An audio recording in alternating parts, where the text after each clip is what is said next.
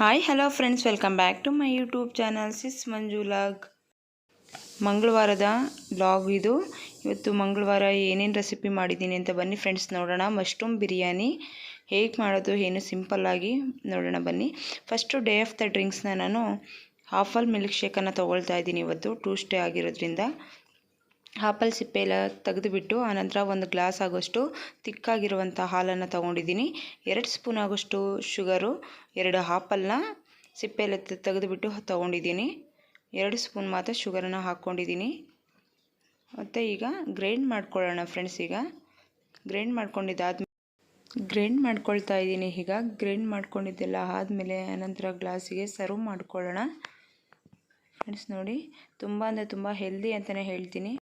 ಆಪಲ್ನಲ್ಲಿ 89% water content ಇರುತ್ತೆ. ಬಾಡಿಗೆ hydrate ಆಗಿ ಇರುತ್ತೆ.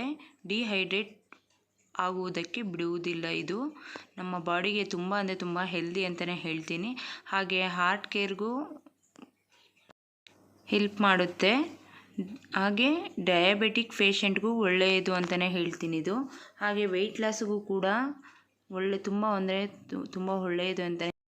ವೆಯ್ಟ್ ಲಾಸ್ಗೂ ತುಂಬ ಒಳ್ಳೆಯ ಡ್ರಿಂಕ್ ಅಂತಲೇ ಹೇಳ್ತೀನಿ ಫ್ರೆಂಡ್ಸ್. ಹಾಗೆ ಗ್ರಾಸರಿ ತೊಗೊಬಂದೆ. ಕೆಲವೊಂದು ಗ್ರಾಸರಿನೆಲ್ಲ ಬಾಕ್ಸಲ್ಲಿ ಎತ್ತಿಟ್ಕೊಳ್ತಾ ಇದ್ದೀನಿ ಎಲ್ಲ. ಯಾಕಂದರೆ ಎಲ್ಲ ಕ್ಲೀನ್ ಮಾಡ್ಕೊಂಡು ಇಟ್ಕೊಂಡ್ರೆ ನಮಗೆ ಈಸಿ ಅಂತಲೇ ಹೇಳ್ತೀನಿ, ಬೇಗ.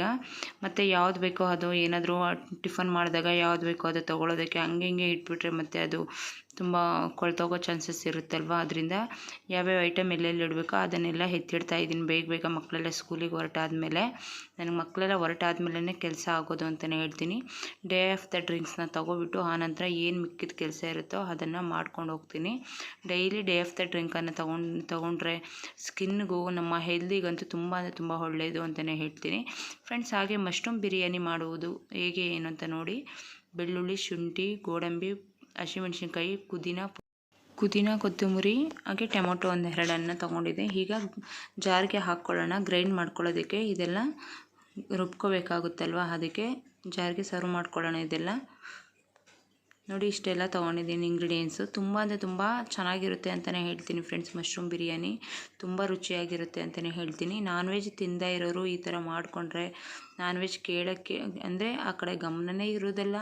ಬಟ್ಟು ನಾವು ತಿನ್ನಬೇಕು ಅನಿಸಲ್ಲ ಅಂತಲೇ ಹೇಳ್ತೀನಿ. ನಾನ್ ವೆಜ್ ರೆಸಿಪಿಯನ್ನು ಮಾಡ್ಕೊಂಡು ತಿನ್ಬೋದು ಅಂತಲೇ ಹೇಳ್ತೀನಿ. ಶುಂಠಿ, ಹಾಗೆ ನಾನು ಗೋಡಂಬಿನ ನೋಡಿ ಒಂದು ಅರ್ಧ ಹಿಡಿ ಆಗೋಷ್ಟು ಗೋಡಂಬಿನ ತೊಗೊಂಡಿದ್ದೀನಿ.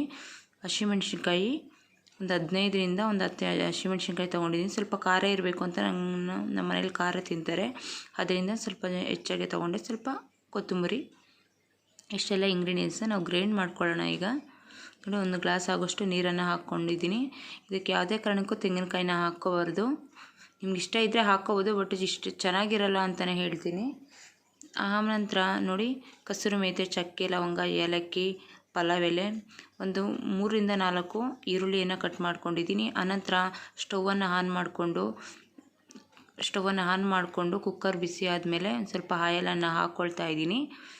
ಆಯಲ್ ಬಂದು ನಾನು ಒಂದು 5ರಿಂದ 6 ಸ್ಪೂನ್ ಆಗೋಷ್ಟು ಆಯಲನ್ನು ಹಾಕ್ಕೊಂಡಿದ್ದೀನಿ. ಈಗ ಒಂದೊಂದು ಇಂಗ್ರೀಡಿಯೆಂಟ್ಸ್ನ ಇವಾಗ ಹಾಕ್ಕೊಂಡು ಹೋಗೋಣ. ನಾನು ಚಕ್ಕೆ ಲವಂಗ ರುಬ್ಬಕ್ಕೆ ಹಾಕ್ಕೊಂಡಿರಲಿಲ್ಲ. ರುಬ್ಬಿದ್ರೆ ಅದು ಹಸಿ ಸ್ಮೆಲ್ ಹಂಗೆ ಇರುತ್ತೆ. ಎಣ್ಣೆಗೆ ಹಾಕಿದ್ರೆ ಒಂಥರ ಫ್ಲೇವರ್ ತುಂಬ ಅಂದರೆ ತುಂಬ ಚೆನ್ನಾಗಿರುತ್ತೆ ಅಂತಲೇ ಹೇಳ್ತೀನಿ. ಈ ಥರ ಎಣ್ಣೆಗೆ ಹಾಕ್ಕೊಂಡು ಒಂದು ಸ್ವಲ್ಪ ಫ್ರೈ ಮಾಡ್ಕೋಬೇಕು ಇವೆಲ್ಲ. ಆನಂತರ ಒಂದೊಂದೇ ಇಂಗ್ರೀಡಿಯೆಂಟ್ಸ್ನ ಈರುಳ್ಳಿ ಹಚ್ಚಿರೋದನ್ನು ಆ್ಯಡ್ ಮಾಡ್ಕೊಂಡು ಹೋಗೋಣ. ಇದು ಬ್ರೌನ್ ಕಲರ್ ಆಗಬೇಕು. ಬ್ರೌನ್ ಕಲರ್ ಆಗೋ ತನಕ ಸ್ವಲ್ಪ ಹಾಗೆ ಫ್ರೈ ಮಾಡ್ಕೋಬೇಕು. ಯಾಕಂದರೆ ಬ್ರೌನ್ ಕಲರ್ ಆಗಿದ್ರೆ ಒಂಥರ ಸ್ಮೆಲ್ ಘಮ ಅಂತ ಇರುತ್ತೆ ಅಂತಲೇ ಹೇಳ್ತೀನಿ. ನೋಡಿ, ಈ ಥರ ಫ್ರೈ ಮಾಡ್ಕೊಳ್ತಾ ಇರಬೇಕು ಅದು.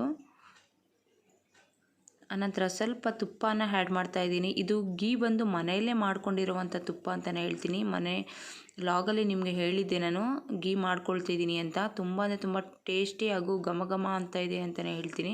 ಒಂದು 4 ಸ್ಪೂನ್ ಆಗೋಷ್ಟು ನಾನು ತುಪ್ಪನ ಆ್ಯಡ್ ಮಾಡ್ಕೊಳ್ತಾ ಇದ್ದೀನಿ ಇದ್ರ ಜೊತೆಗೆ.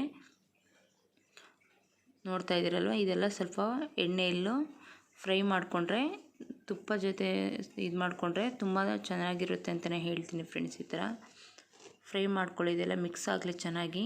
ತುಪ್ಪ ಹಾಕಿರೋದ್ರಿಂದ ಅದು ಮಿಕ್ಸ್ ಆದ್ರೇ ಒಳ್ಳೆ ಫ್ಲೇವರ್ ಬರುತ್ತೆ ಅಂತಲೇ ಹೇಳ್ತೀನಿ. ತುಪ್ಪ ಹಾಕೋದ್ರಿಂದ ಒಳ್ಳೆ ಟೇಸ್ಟ್ ಕೂಡ ಕೊಡುತ್ತೆ ಅಂತಲೇ ಹೇಳ್ತೀನಿ. ಹಾಗೆ ಮಶ್ರೂಮ್ನ 2 ಬಾಕ್ಸನ್ನು ನಾನು ಮಶ್ರೂಮನ್ನು ತೊಗೊಂಬಂದಿದ್ದೆ.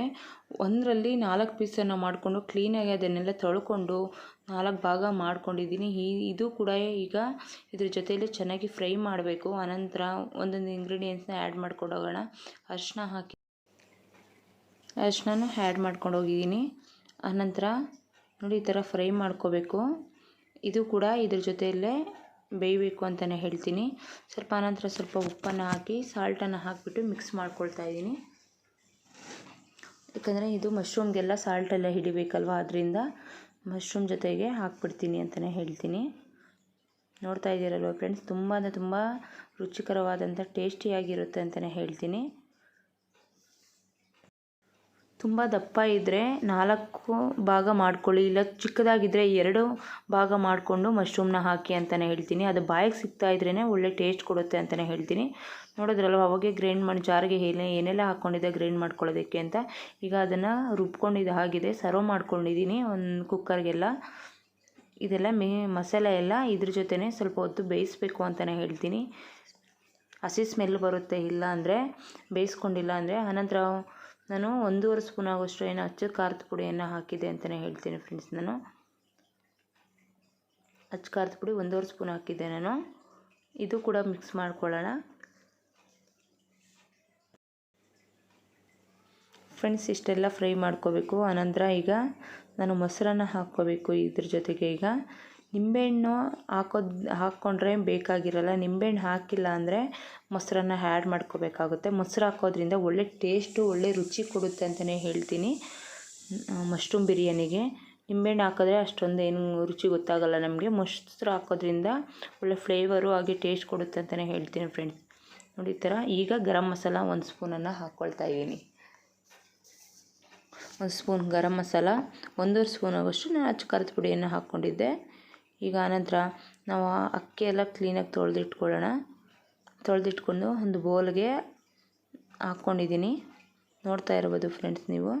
ಈಗ ನಾನು ಅಕ್ಕಿ ಜೊತೆಗೆ ನೀರನ್ನು ಆ್ಯಡ್ ಮಾಡ್ಕೊಂಡಿದ್ದೀನಿ. ನಾನು 1 ಗ್ಲಾಸ್ ಅಕ್ಕಿಗೆ 2 ಗ್ಲಾಸ್ ನೀರನ್ನು ತಗೊಳ್ತೀನಿ. ನಿಮ್ಗೆ ಬಟ್ ಅಳತೆ ತೋರಿಸಿಲ್ಲ ನಾನು ಇದರಲ್ಲಿ.